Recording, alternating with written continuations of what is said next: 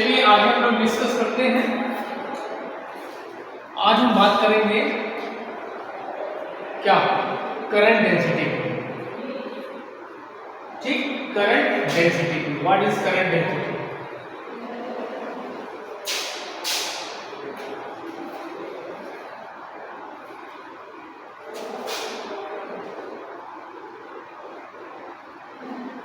इसको हिंदी में बोलते हैं धारा।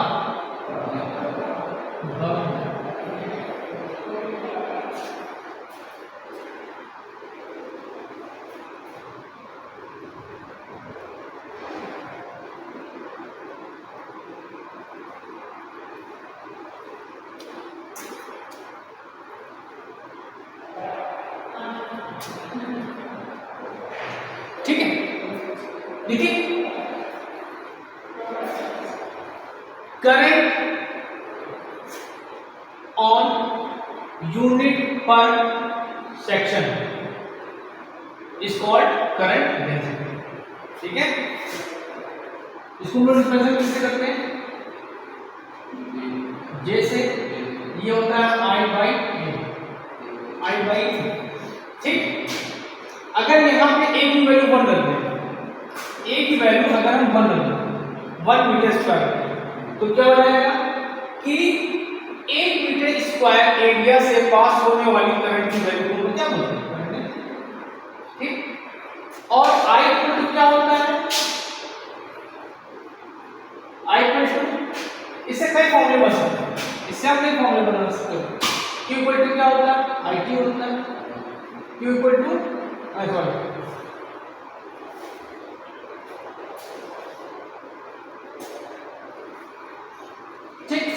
और I इक्वल टू क्या होता है? Q बाई D होता है। ठीक, तो हम क्या लिख सकते हैं? Q upon I sorry T into A। ये भी तो हो गया करंट डेंसिटी, हो गया। मतलब कि नंबर ऑफ चार्ज जो पास होंगे 1 मीटर स्क्वायर एरिया से, उसको भी क्या कह सकते हैं? करंट डेंसिटी कह सकते हैं। ठीक, ओके। और एक फॉर्मूला और होता है NEADG, ये आपने पढ़ा होगा किसमें? फिजिक्स में, अपॉन ए। ये हो गया आपका करंट डेंसिटी। यहां से आपका ए कैंसिल हो जाएगा। ठीक, तो क्या हो जाएगा? एक यहां से घटा दो, यहां से घटा दो, क्या हो जाएगा? MEADG। ठीक, अगर हम यूनिट की बात करें, यूनिट की बात करें तो एम्पियर पर मीटर स्क्वायर, इसकी यूनिट लिख लो।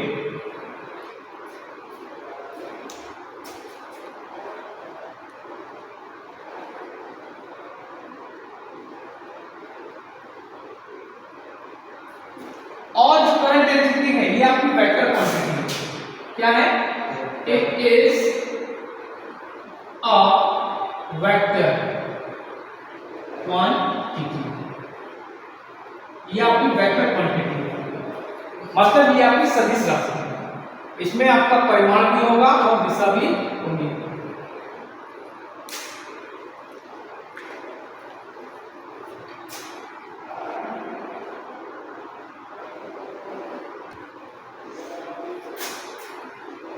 अब चलिए बात करेंगे विद्युत विभव।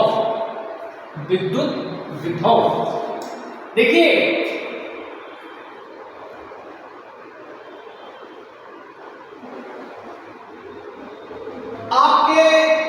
आपने पढ़ा होगा तो बहुत सी बुकें पढ़ी होंगी। क्या पढ़ी होंगी? बहुत सी बुकें पढ़ी होंगी।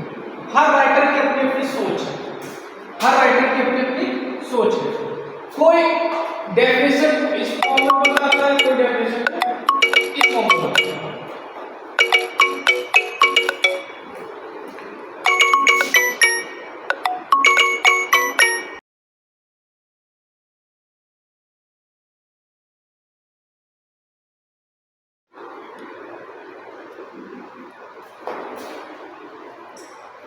ठीक है, तो ये कॉन्सेप्ट मैंने आपको सुनाया था। करंट का फ्लो बताया था मैंने आपको।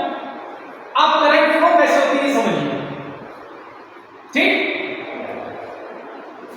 इलेक्ट्रिक पोटेंशियल क्या होता है, कुछ बुकों में आप पढ़ोगे कि ये आपका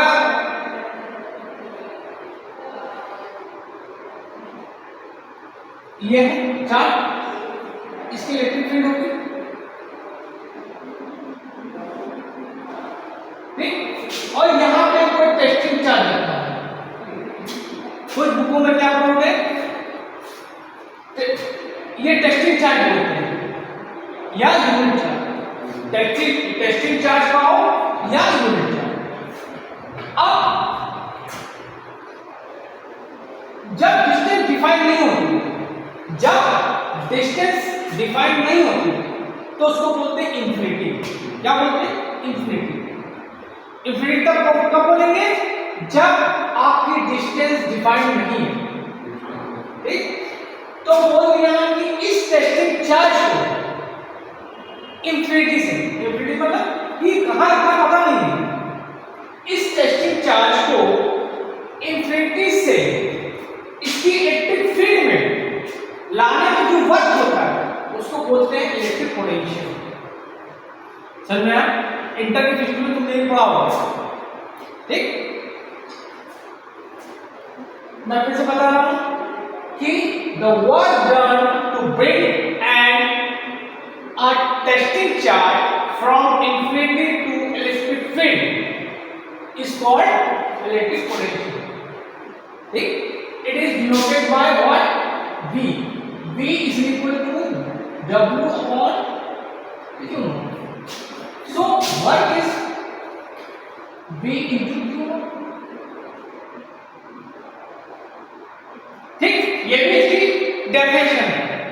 और समझने के लिए में समझो कि अब देखो हमने इसको बैटरी चार्जिंग की, बैटरी चार्जिंग की तो क्या एक तरह से क्या है, इनको क्या चार्जिंग कर गई, ठीक है।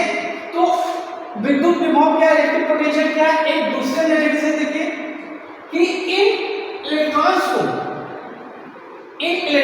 को गति करने के लिए ऊर्जा दी जाती है। इन इलेक्ट्रॉन्स को गति करने के लिए बैटरी से ऊर्जा दी जाती है, ठीक है। उसी को क्या बोलते हैं, विद्युत विभव, ठीक, ठीक है। जैसे ओम का नियम तुम पढ़ोगे, कुछ राइटर कहेंगे V is directly proportional to I, कुछ कहेंगे I is directly proportional to V, कोई कहेगा V upon I equal to R, ठीक। तो चाहे ये कहो कि किसी टेस्टिंग चार्ज को अनंत से वैद्युत क्षेत्र में लाने में जो किया गया कार्य होता है वो विद्युत विभव कहता है, या कह सकते हैं कि ये एक प्रकार का इलेक्ट्रिक प्रेशर है, इलेक्ट्रिक प्रेशर है, विद्युत दाब है जो इलेक्ट्रॉनों को गति प्रदान करता है। चल गया, ठीक। तो इसकी डेफिनेशन क्या होगी, इसका ये क्या रहेगा, वही चीज होगी W upon Q, एक ही बात है। संज्ञा में कुछ विभव क्या हुआ, ठीक। अब इसके बाद करते हैं यूनिट की।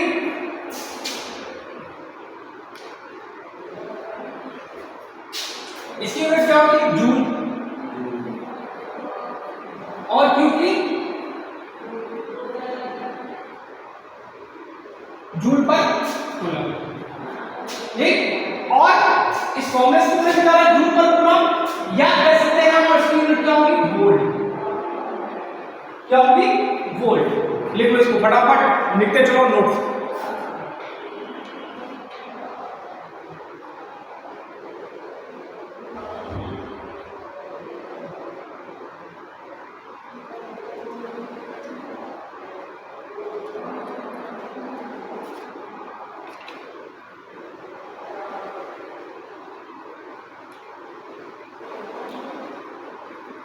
क्या कह सकते हैं, it is the capacity of a charge body to do work is called electric potential, समझा। और ये आपकी क्या है, ये आपकी स्केलर क्वांटिटी, क्या आपकी स्केलर क्वांटिटी,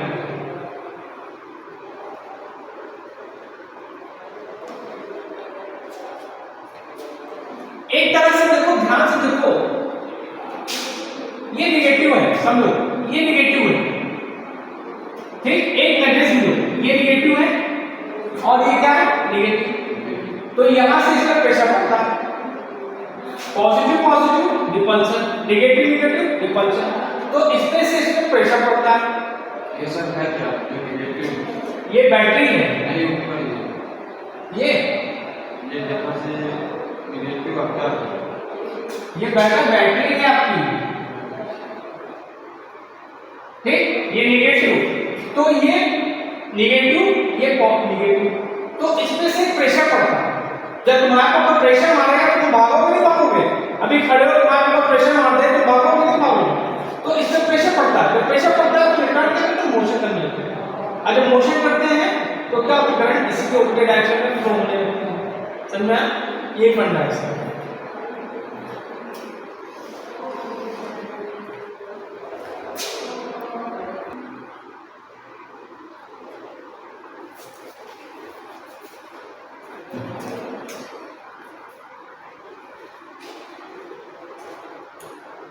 अब चलिए रेजिस्टेंस के बारे में डिस्कस करते हैं, ठीक।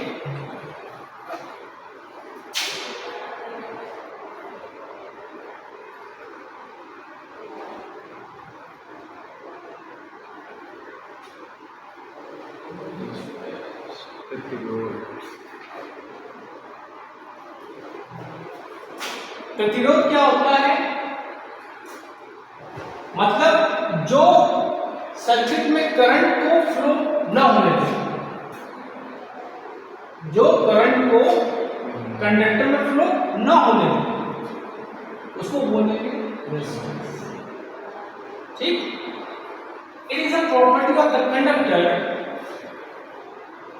which oppose the flow of current or electron, ठीक है, जो आपका करंट या इलेक्ट्रॉन के फ्लो का अपोज करे, विरोध करे, उसको बोलते हैं रेजिस्टेंस, ठीक, ठीक। धारा का विरोध करने वाला प्रतिरोध क्या है,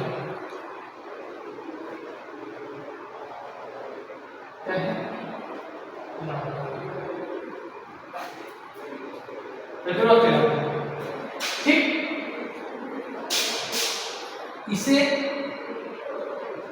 R से लिखते हैं,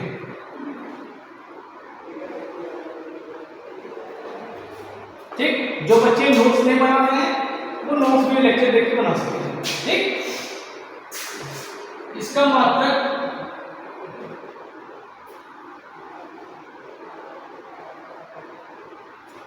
ओम, लिखते कैसे, सिंपल ऐसे ये एग्जाम में है आप कुछ सुना सकते हैं, प्रतिरोध का मात्रक कौन है, ठीक, ठीक है।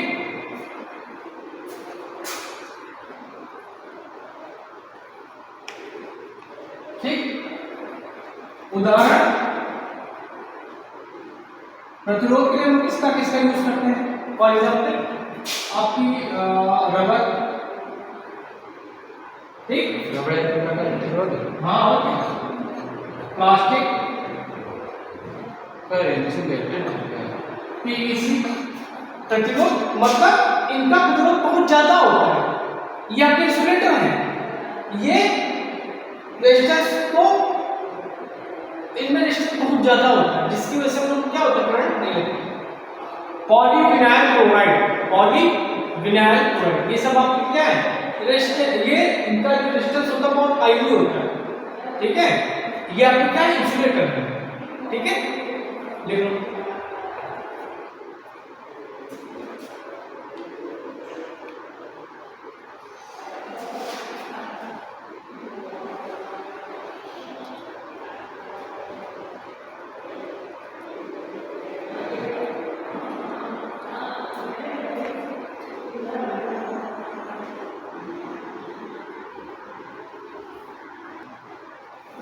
अब चलिए प्रतिरोध के नियम, प्रतिरोध के नियम कहिए या प्रतिरोध किन पे डिपेंड करता है। ठीक है, पहला है आपका चालकता, चालकपन या मटेरियल।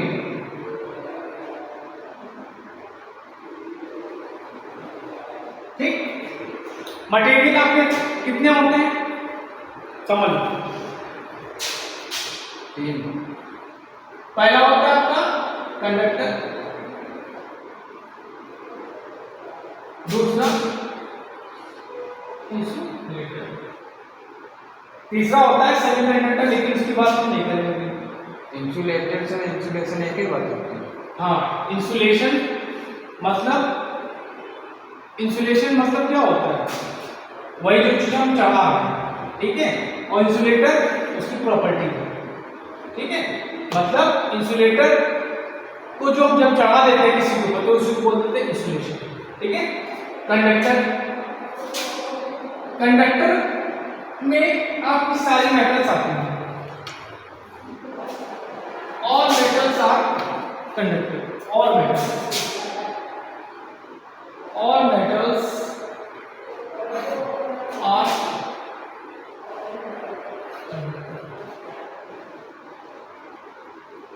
ठीक। सबसे अच्छा कंडक्टर आपका क्या है, सिल्वर, सिल्वर। ठीक, इसकी कंडक्टेंस कितना होता है 96%, इसकी जो चालकता होती है कितनी होती है 96%। उसके बाद आपका आता है कॉपर,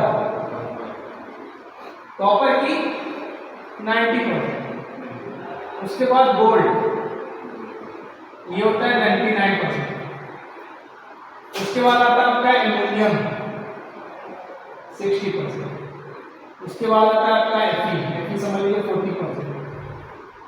ठीक, इन लोगों की जो चालकता होती है बहुत ज्यादा होती है, चालकता जो होती है वो क्या होती है, बहुत ज्यादा होती है। चालकता क्या होता है, रेजिस्टेंस का उल्टा, जो करंट को आसानी से फ्लो करा देता है। अब इसके बारे में हम डिस्कस करेंगे फर्दर आगे। ठीक, तो कह सकते हैं कि इनका रेजिस्टेंस क्या होता है, लो रेजिस्टेंस होता है। क्या होता है, रेजिस्टेंस का लो होता है, और इनका रेजिस्टेंस हाई होता है। इनका रेजिस्टेंस क्या होगा, हाई होगा, इनका रेजिस्टेंस क्या होगा, लो होगा। इसलिए क्या कहते हैं, मटेरियल पे डिपेंड करता है कि किस चीज का मटेरियल आप यूज करें। ठीक है, समझ में आया क्या। दूसरा पॉइंट होता है आपका, देखिए इसको लिबरलाइजेशन।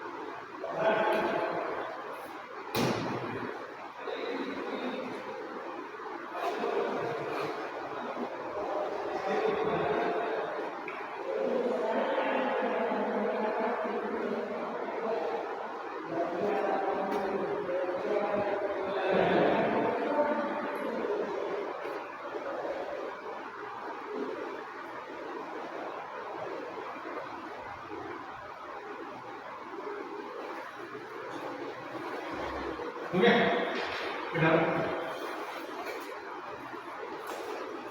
नीचे का बेटा बस छोड़। अब देखिए दूसरा पॉइंट क्या होता है आपका, टेम्परेचर पर डिपेंड करता है।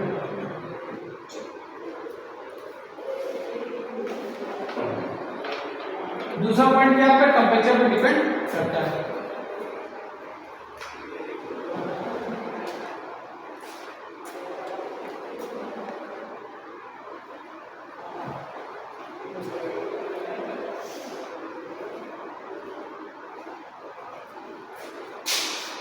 कंडक्टर,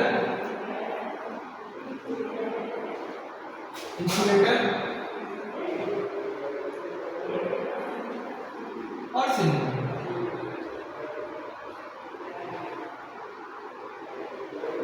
ठीक, अगर हम टेम्परेचर इंक्रीज करेंगे,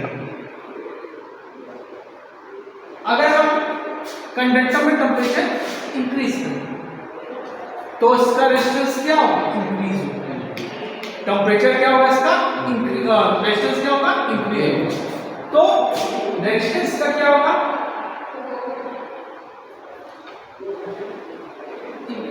इट मींस कंडक्टर से ये इंसुलेटर की तरफ भागेगा। जो कंडक्टर है वो इंसुलेटर बनने की प्रॉपर्टी आगे बढ़ेगा। ठीक, अब जब इंसुलेटर को हम करेंगे तो इसमें रेजिस्टेंस क्या होगा, डाउन, मतलब ये कंडक्टर की तरफ बढ़ेगा। और इसी तरह इसका भी क्या होगा रेजिस्टेंस, सेमीकंडक्टर का डाउन। सेम इंसुलेटर और semiconductor they have similar properties. Okay, समझ में आया ना? चलो ठीक है, लिखो इसे।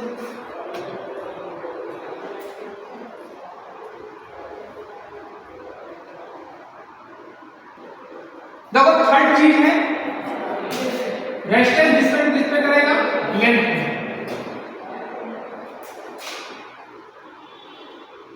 लेंथ पर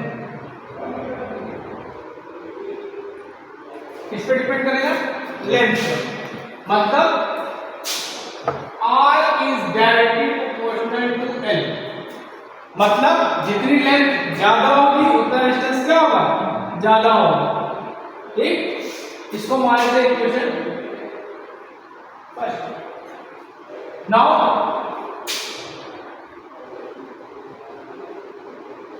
फोर्थ पॉइंट क्या है, क्रॉस सेक्शन एरिया।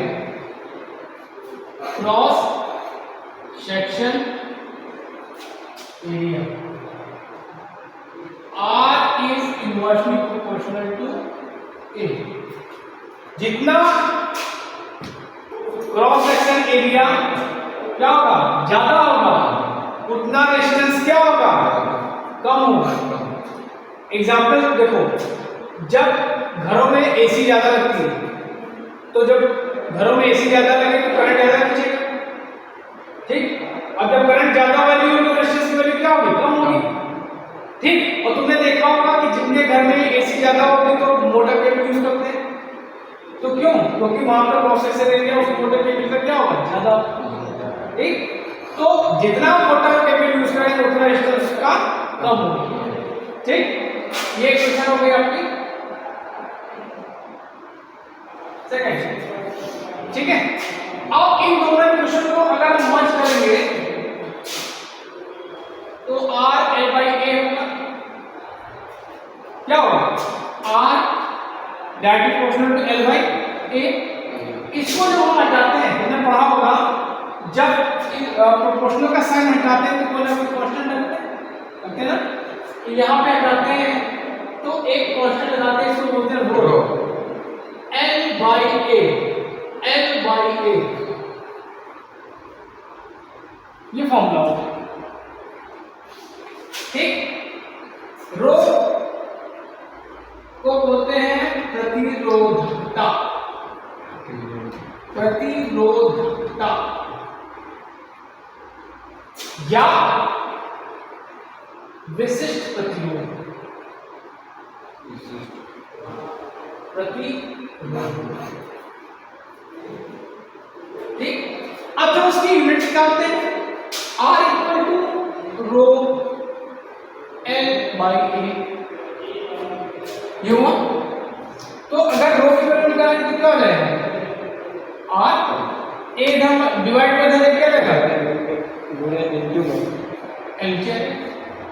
ठीक, अच्छा अब देखो इसकी यूनिट क्या होगी? ओम होती है। इसकी क्या होगी? मीटर स्क्वायर और लेंथ की मीटर, कैंसिल हो गया। तो यूनिट ऑफ, तो यूनिट क्या जाएगी? ओम मीटर। तो प्रतिरोधकता या विशिष्ट प्रतिरोध की यूनिट क्या गई? ओम मीटर। ये क्वेश्चन पूछा ही जाता है, प्रतिरोधकता का क्वेश्चन पूछा ही जाएगा हमसे। या तो पूछेंगे कि जो आपका प्रतिरोधक किस पे डिपेंड करेगा, या पूछेगा कि विशिष्ट प्रतिरोध या प्रतिरोधकता का मात्रा क्या होगा, तो ओम मीटर होगा। क्या होगा? ओम मीटर। देखो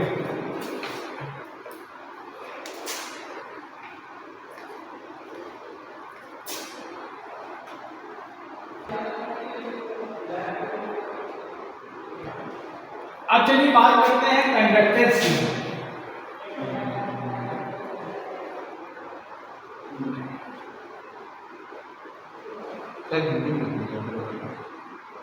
कंडक्टेंस बोलते हैं इसको चालकता। चालकता मतलब जो प्रतिरोध का विरोध करे, या कह सकते हैं प्रतिरोध का उल्टा। प्रतिरोध क्या करना था? धारा को फ्लो नहीं होने देना, लेकिन ये फ्लो होने देता है। ठीक,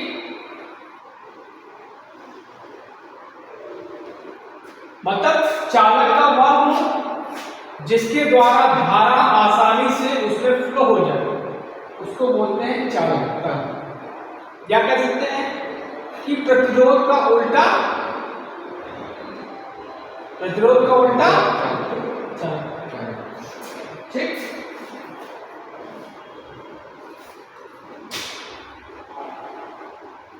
धारा को प्रवाहित होने में मदद करने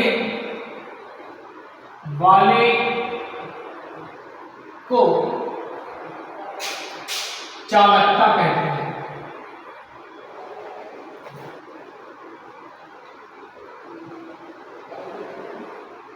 ठीक, इसे कैपिटल जी से लिखते हैं। इससे कैपिटल जी से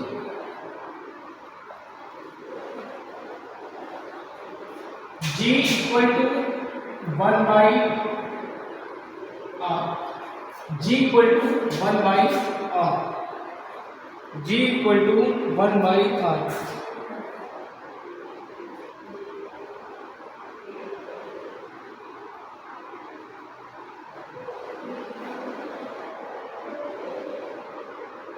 ठीक, ओके। अगर इसकी यूनिट की बात करें तो इसकी यूनिट दो होती है, एक होती महो,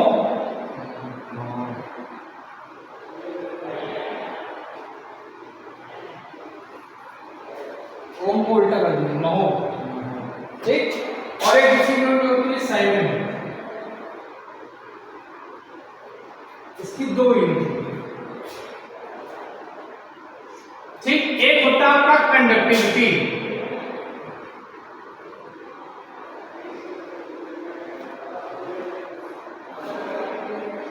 कंडक्टिविटी का हो या विशिष्ट चालकता का हो।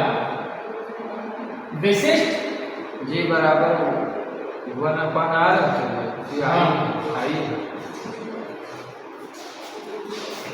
कहाँ आई है?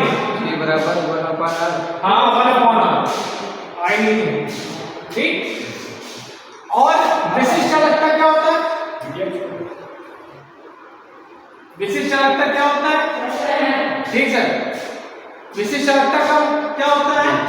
विशिष्ट प्रतिरोध का उल्टा विशिष्ट चालकता। तो क्या लिखेंगे? विशिष्ट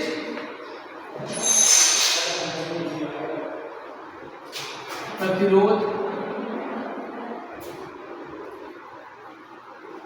का उल्टा क्या होता है? विशिष्ट चालकता कहलाता है। विशिष्ट चालकता कहलाता है।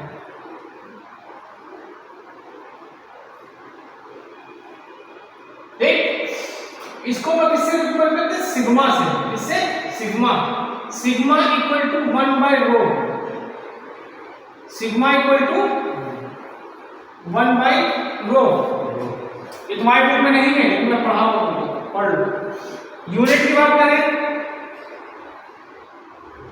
महो पर मीटर या साइमन पर metre.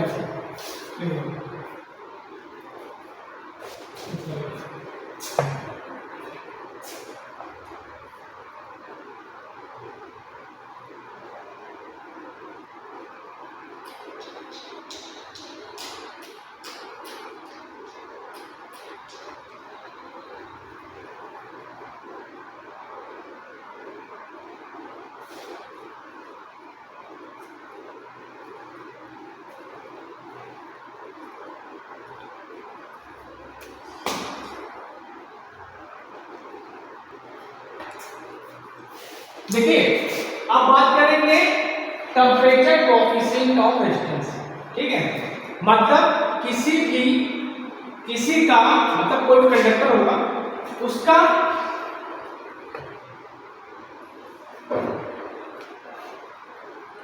One degree Celsius temperature बढ़ाने पे जो उसके रेजिस्टेंस में बढ़ोतरी होगी उसको क्या बोलते हैं? Temperature coefficient of resistance. इसको हम लोग रिप्रेजेंट करते हैं अल्फा से। ठीक, मान लेते हैं कंसीडर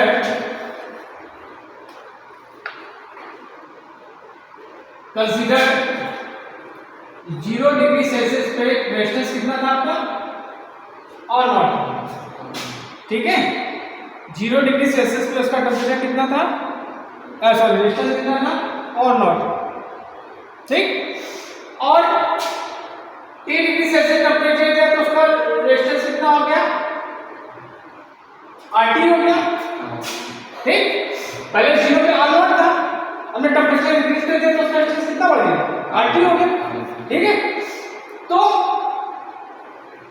अब क्या होगा कि दोनों में डिफरेंस हुआ कि नहीं हुआ? ठीक, तो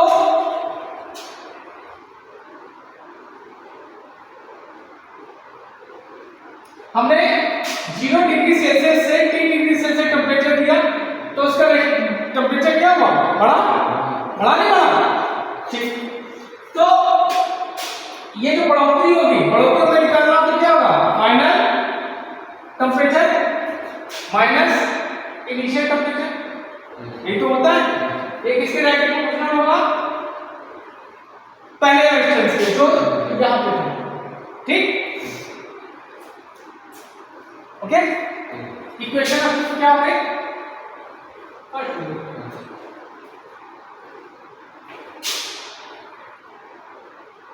RT minus R not direct proportional to T क्या होगा? ठीक है, इनिशियल टेम्परेचर की डायरेक्ट प्रोपोर्शनल होगा और जो टेम्परेचर दिया उसके डायरेक्ट प्रोपोर्शनल होगा। ठीक, इक्वेशन आपकी सेकंड। तो हम लोग क्या लिख सकते हैं? RT minus R not directly proportional to T और नॉट लिख सकते हैं।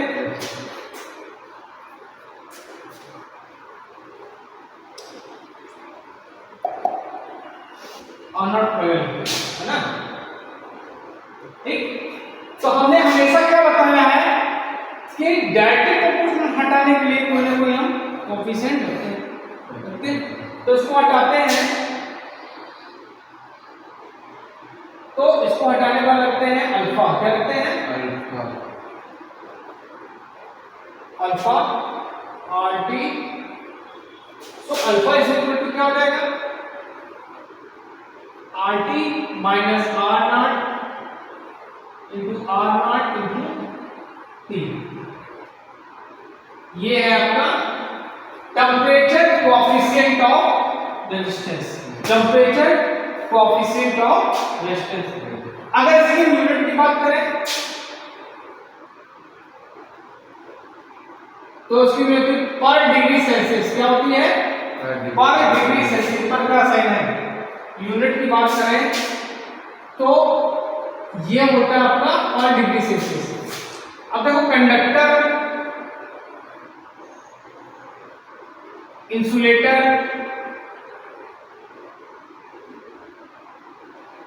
और सेमीकंडक्टर। देखो हमसे पढ़ोगे तो तुम्हारी कॉम्पिटिशन की तैयारी की। ठीक, कंडक्टर में क्या होता है? पॉजिटिव होता है। क्या होता है?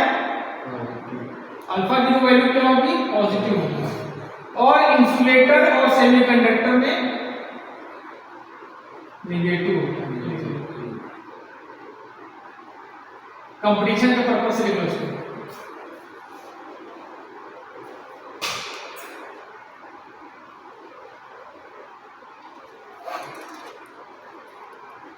कितना बन गया?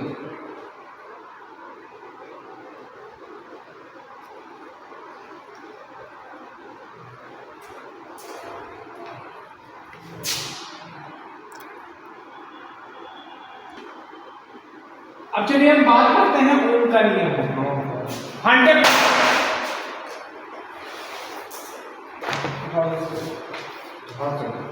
ओम का नियम बहुत इंपॉर्टेंट। इसमें से आपका 1-2 क्वेश्चन नंबर का आना है, 2 नंबर का पक्का आना है। ठीक, ओम का नियम।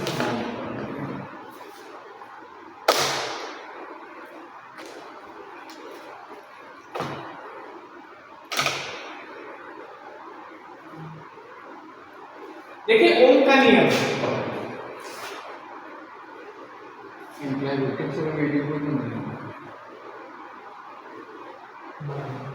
ओम का नियम। देखिए ओम का नियम मैं आपको स्टैंडर्ड, आप स्टैंडर्ड पढ़िए, बाकी बता दें कैसे क्या का पूछा जाता है। देखिए ओम ने बताया था कि यदि किसी चालक की भौतिक अवस्था है, भौतिक अवस्था क्या होती है? टेम्परेचर और प्रेशर। ठीक है, उनको ना बदले, उनको ना बदले तो कंडक्टर के सिरों पे लगने वाला विभवांतर तथा उसमें बहने वाली धारा का अनुपात क्या होता है? नियत। ये बताया था ओम ने। नियत रहता है या नियतांक होता है? ठीक, मतलब V upon I is equal to constant.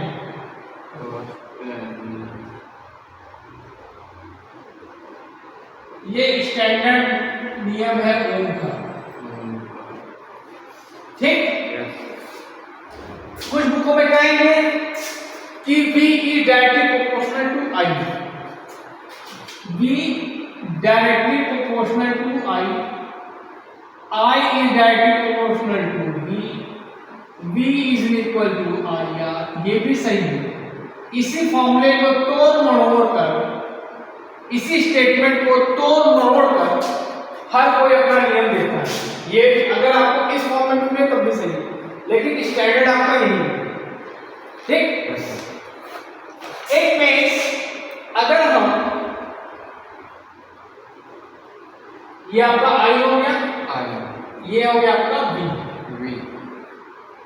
तो इनका अनुपात क्या होगा? ये होगा आपका रेजिस्टेंस।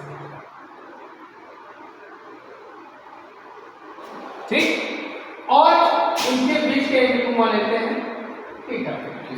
इसको बोलते हैं स्लोप। क्या बोलते हैं? स्लोप।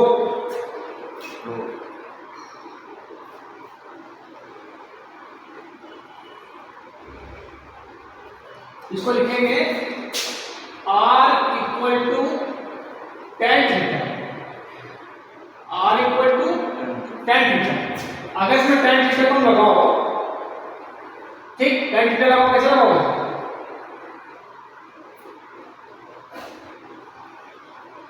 ये भी बी होगा नहीं होगा? tan थीटा का क्या होता है? लंब बटे आधार, लंब बटे आधार, लंब आपका क्या है? बी।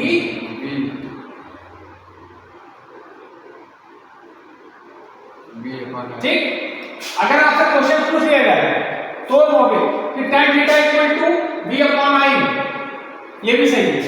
ठीक है, अच्छा मुद्दे पे आओ, इस पे आते हैं मुद्दे पे।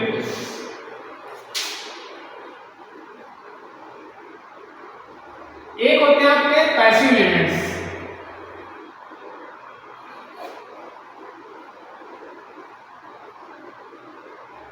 एक होते हैं आपके एक्टिव एलिमेंट्स, क्योंकि इसमें से क्वेश्चन पूछा गया है। पैसिव एलिमेंट्स में क्या होते हैं आपके? रेजिस्टेंस, कैपेसिटेंस,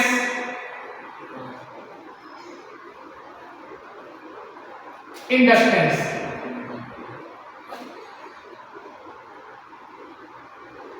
ये जो है ये आपके ओम के नियम को फॉलो करते हैं, ओम के नियम को फॉलो करते हैं, ओम के नियम को फॉलो करते हैं।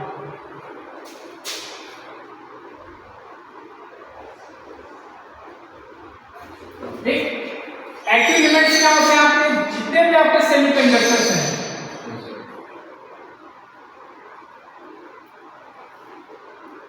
ये ओम के नियम को फॉलो नहीं करते हैं। ट्रांजिस्टर हो गया, डायोड हो गया, ये सब जो है आपके सेमीकंडक्टर हैं। जर्मेनियम सिलिकॉन मेन सेमीकंडक्टर होते हैं। क्या होते हैं? जर्मेनियम और सिलिकॉन। ये आपके ओम के नियम को फॉलो नहीं करते। ओम के नियम को फॉलो नहीं करते। हाँ, एक क्वेश्चन और बन सकता है ओम के नियम से, पूछ लेंगे कि आपका जो ओम का नियम का ग्राफ है कैसा होगा, कैसा दिख रहा है? तो क्या दिख रहा है? तो ये तो क्या दिख रहा है? रेखीय होता है। क्या होता है? संरेखीय होता है। ठीक है, क्या होता है? संरेखीय।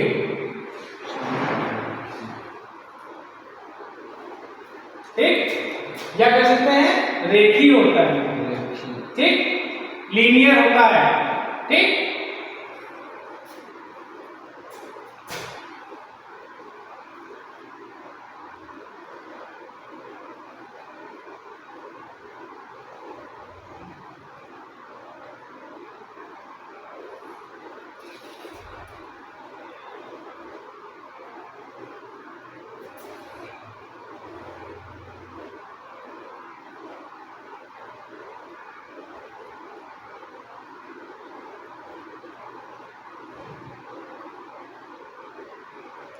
अब जैसे यहां पे ये है, ठीक, ये ओम के नियम को फॉलो कर रहा है।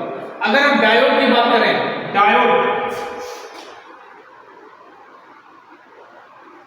ठीक, तो अगर हमने क्या बताया कि जो सेमीकंडक्टर होते हैं ओम्स लॉ को फॉलो नहीं करते। इसका ग्राफ क्या? रेखीय बिल्कुल। ठीक, इसका ग्राफ अगर डायोड का देखोगे तो ये ऐसे होता है, इस तरह से। तो देखिए ना, नहीं है ना? ठीक, तो इसीलिए कहते हैं ये ओम्स के नियम को फॉलो नहीं। ठीक,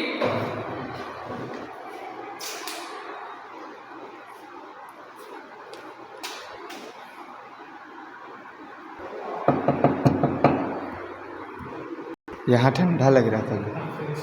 देखो अब देखेंगे इलेक्ट्रिक पावर और इलेक्ट्रिक एनर्जी। ठीक, किसी भी इलेक्ट्रिक सर्किट के द्वारा कार्य करने की जो दर होगी वो क्या होगी? Electric power.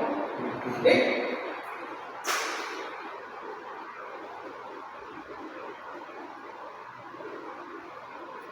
सर एक चैप्टर से कितने क्वेश्चन मेरे को आते हैं? 5-6 नंबर पढ़े हैं, 5 6 आए 5-6। एक चैप्टर से। ये जो मेन बेसिक में पढ़ा है बहुत इंपॉर्टेंट है, इसमें 3-4 क्वेश्चन पेपर ले जाएंगे। ठीक, 3-4 क्वेश्चन मतलब 8 रिलेटेड 10 नंबर से पक्के। हर चैप्टर से मतलब 6 क्वेश्चन। और जो हम पढ़ाते जा रहे हैं पढ़ते जाओ, जो मैं पढ़ा रहा हूँ आप पढ़ो। अभी तक जो लापरवाही की ठीक हो, अगर यही एक दिन का नंबर होता है और मेरे जो बच्चे पढ़ाए हुए तो आप इसी में करते हैं 2 महीने जो मैं पढ़ाता हूँ, क्योंकि मैं बहुत बिजी आदमी हूँ, अब मैं फ्री हूँ इसलिए मैं पढ़ा रहा हूँ। इंजीनियरिंग में बस सिंपल आएंगे क्या करना पड़ेगा। सुनो, इलेक्ट्रिक पॉइंट किसी सर्किट के द्वारा कार्य करने की दर को हम लोग इलेक्ट्रिक पावर कहते हैं, बोलते हैं हिंदी में विद्युत शक्ति।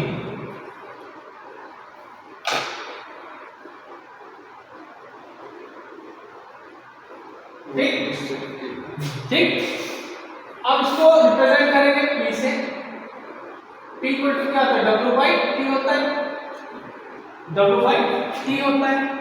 ठीक, और W इक्वल टू क्या होता है, VI होता है। ठीक, I स्क्वायर R होता है। ठीक, V स्क्वायर R। ठीक, ठीक, इन सब की वैल्यू हम बारी बारी रखेंगे। ठीक है,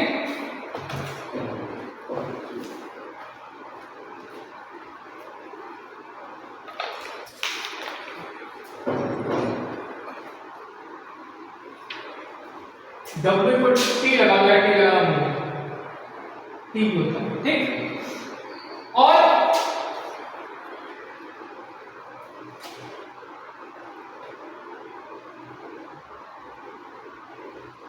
देखो हम लोग जानते हैं W is equal to V equal to W by Q पढ़ाया था तुमने? ये सर ओमेगा में P ओमेगा बराबर रो बराबर W होता है। P है पावर। ठीक, तो यहां से अगर हम W की वैल्यू निकालेंगे तो क्या होगा, V इंटू Q हो जाएगा, हो जाएगा। ये फॉर्मूला आपको यहां से मिल गया। ठीक, तो रखो वैल्यू।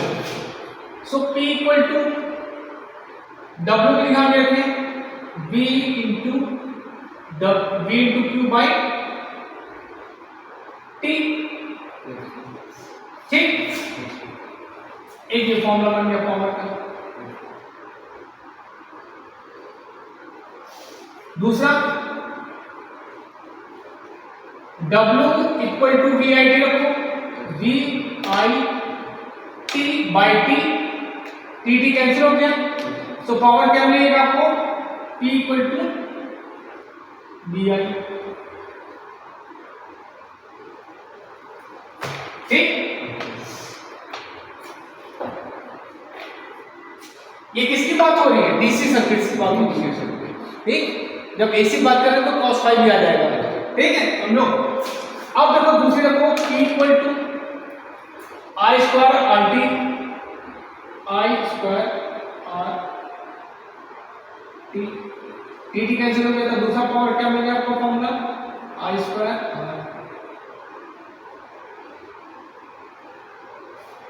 ठीक, और तीसरा पावर क्या मिलेगा फॉर्मूला,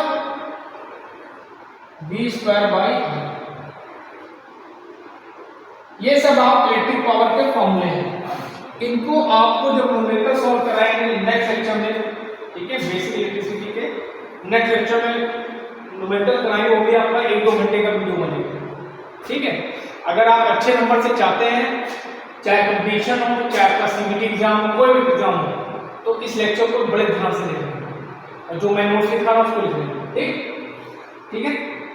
अच्छा, हम यूनिट की बात करें तो इसकी यूनिट वाट और किलोवाट।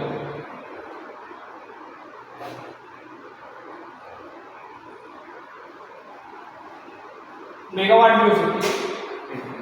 ठीक है, ये हो गया आपका पावर। एक एचपी में कितने वाट होते हैं, 746 वाट।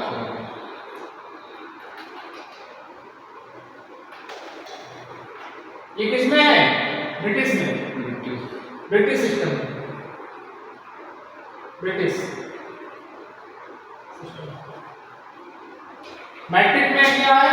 लिख लो 1 इक्वल टू 735.5 वाट। तुम यही पूछ रहे हो मुझसे? रियल में हम कहीं देखें मैंने क्वेश्चन में पूछो यही होगा।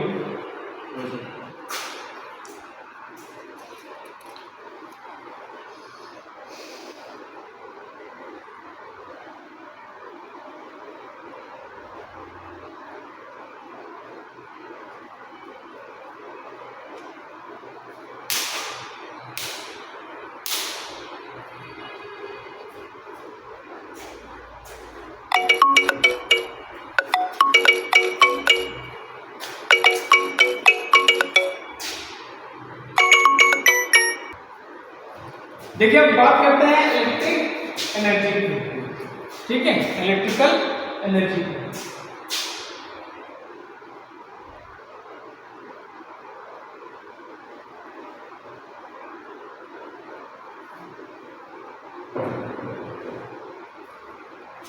जो इलेक्ट्रिक सर्किट में जो टोटल वर्क होता है उसको बोलते हैं इलेक्ट्रिकल एनर्जी। इसी सर्किट में जो टोटल वर्क होगा वो क्या कहलाएगा? आपका इलेक्ट्रिकल एनर्जी, ठीक है, इलेक्ट्रिकल एनर्जी। इसके फॉर्मूला लिखो, इलेक्ट्रिकल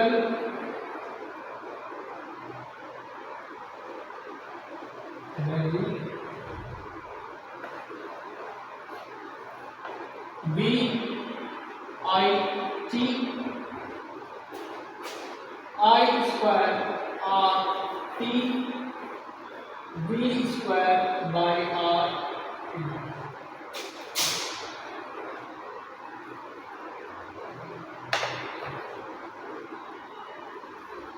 ठीक, अगर यूनिट की बात करें तो यूनिट इसकी जूल।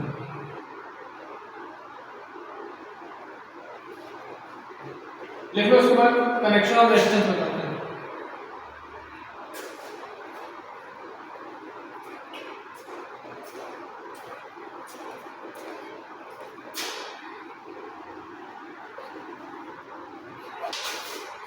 चलिए बच्चों एक टॉपिक में बताने भूल गया आपको, बता देता हूं, कनेक्शन ऑफ रेजिस्टेंस।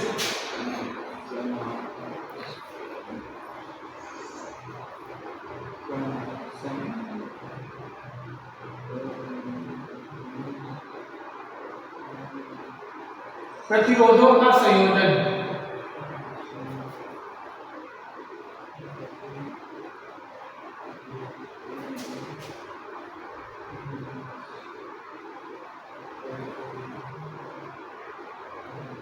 देखिए कनेक्शन रेजिस्टेंस का 2 प्रकार का होता है।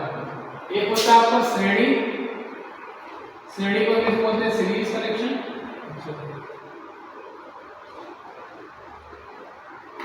दूसरा होता है आपका पैरेलल कनेक्शन, समांतर। और एक होता है मिसलिनियस, मतलब उसमें दोनों होते हैं, ठीक है। सर एक स्टार कनेक्शन होता है, स्टार डेटा अलग होता है, वो तुमको इसी फंडामेंटल पढ़ाएंगे, सेकेंडरी में इसी फंडामेंटल, ठीक है, उसी केस कनेक्शन होता है, ठीक। तो चलिए अभी हम पहले बात करेंगे सीरीज कनेक्शन। देखिए 3 रेजिस्टेंस हैं, इनको मैं सीरीज में जोड़ूंगा।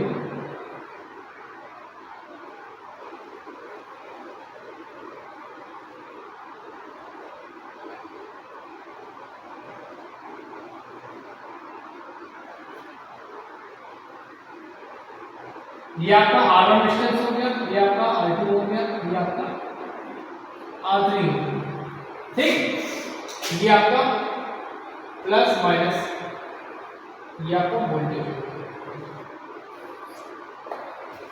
तो वोल्टेज करंट फ्लो होगी, ठीक, तो यहां पे वोल्टेज ड्रॉप हो जाएगा, तो V1 होगा, यहां पे V2 होगा, यहाँ पे V3 होगा, ठीक। तो सीरीज कनेक्शन में ये जो आपका टोटल वोल्टेज है ये 3 वोल्टेज में डिवाइड हो जाएगा।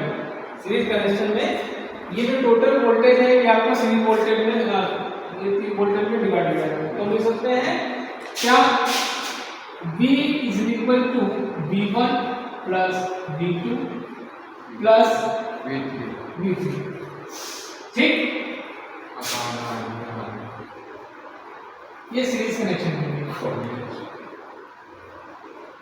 और यहाँ पे करंट आपकी सेम रहेगी, यहीं पे यहाँ पे भी आई होगी, यहाँ पे भी आई होगी, यहाँ पे भी आपकी आई होगी। ठीक, सीरीज कनेक्शन में हमेशा याद रखना करंट सेम रहती है, वोल्टेज अलग रहता है। ठीक है, तो बाय द ओम्स लॉ यहाँ पे क्या आ जाएगा, V equal to I R होगा, V is equal to I, V1 equal to V, V1 equal to V, V1 equal to I into R1 होगा, V2 equal to I R2 होगा and V3 equal to I R3 होगा।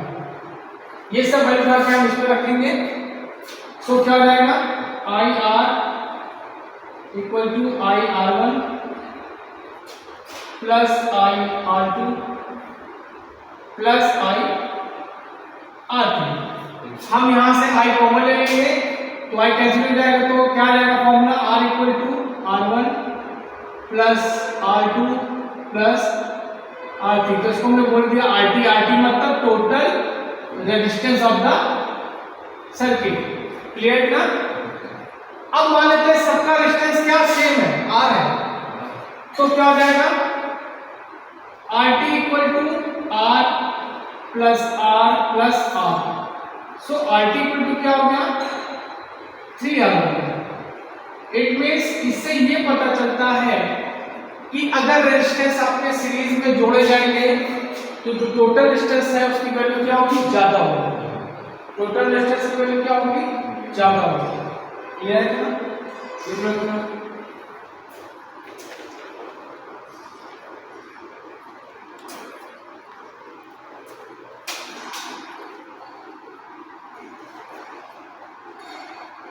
खुद मारते हैं। अब देखो पहले कनेक्शन देखते हैं। पहले कनेक्शन को हिंदी बोलते समांतर। देखिए 3 रेजिस्टेंस है, इनको हमने पहले में कनेक्ट कर दिया। ये आपका R1 है, ये आपका R2 है, ये आपका R3 है और इसको हमने बैटरी से कनेक्ट कर दिया। अब यहाँ पे करंट आपकी फ्लो होगी, तो यहाँ पे करंट को आपको तीन मार्ग मिल गए। तो ये करंट यहाँ पे जो जब यहाँ पे आएगी तो ये 3 में डिवाइड हो जाएगी। ये आपकी यहाँ पे आएगी I1 होगी, यहाँ पे आपकी होगी I2 होगी, यहाँ पे जो होगी आपकी I3 होगी। फिर यही करंट आपकी I1 हुई, ये आपकी I2 हुई, ये आपकी I3 हुई। फिर यहाँ पे मिल जाएंगे, फिर यही आपकी I करंट हो जाएगा। ठीक, अच्छा। तो हमने क्या देखा, हमने देखा कि ये जो I करंट है ये 3 करंट में डिवाइड हो गई। तो हम लोग लिख सकते हैं क्या, I is equal to I1 plus I2 plus I3। Clear है ना। इसमें क्या होगा, यहां पे जो वोल्टेज होगा वो यहां वोल्टेज होगा, जो यहां पे वोल्टेज होगा वो यहां होगा। मतलब यहां पे सेम वोल्टेज होगा, यहां पे अगर भी है तो ये भी ये भी ये भी। ठीक, so by the Ohm's law I equal to क्या हो जाएगा, V I इक्वल टू हो जाएगा V अपॉन R। ठीक, I equal to V upon R हो जाएगा। I1 के लिए निकालेंगे तो V अपॉन R1 हो जाएगा, I2 के लिए निकालेंगे तो V अपॉन R2 हो जाएगा, I3 के लिए निकालेंगे तो V अपॉन R3 हो जाएगा। तो रख दो value. So V upon R is equal to V upon R1 plus V upon R2 plus V upon R3। सो यहां से इसको पहले अंडरलाइन करें, बहुत कम कीजिए। ठीक, अगर हम यहां से V कॉमन लेंगे तो आपको क्या मिला, 1 upon R equal to 1/R1 plus 1/R2 plus 1/R2। Clear था? अब मान लेते हैं कि सभी रेजिस्टेंस की वैल्यू सेम है, तो ये हो जाएगा 1/RT कर दिया हमने इसको, टोटल को यहाँ पर RT ले लेना, ठीक। टोटल रेजिस्टेंस को या इक्विवेलेंट रेजिस्टेंस को इक्विवेलेंट भी बोलते हैं। ये हो जाएगा 1/R plus 1/R plus 1/R। तो 1/RT इक्वल टू क्या हो जाएगा, ये हो जाएगा 3/R होगा। सो यहाँ से अगर हम RT की वैल्यू निकालें तो क्या हो जाएगा, R/3 हो जाएगा। क्या हो जाएगा, R/3 होगा। इट मीन्स पैरेलल कनेक्शन में रेजिस्टेंस की वैल्यू क्या होती है, टोटल कम हो जाती है, क्या हो जाती है, और सीरीज में ज्यादा होती है, ठीक। और पैरेलल में करंट की वैल्यू अलग अलग होती है, वोल्टेज की वैल्यू सेम रहती है, ठीक है। इसीलिए हम लोग वायरिंग घर में इसमें करते हैं पैरेलल, ठीक है। आज के लिए इतना बोलते हैं, नेक्स्ट लेक्चर में आपको हम किरचॉफ लॉ बताएंगे, ठीक है, किरचॉफ लॉ बताएंगे, ओके, ठीक, थैंक यू।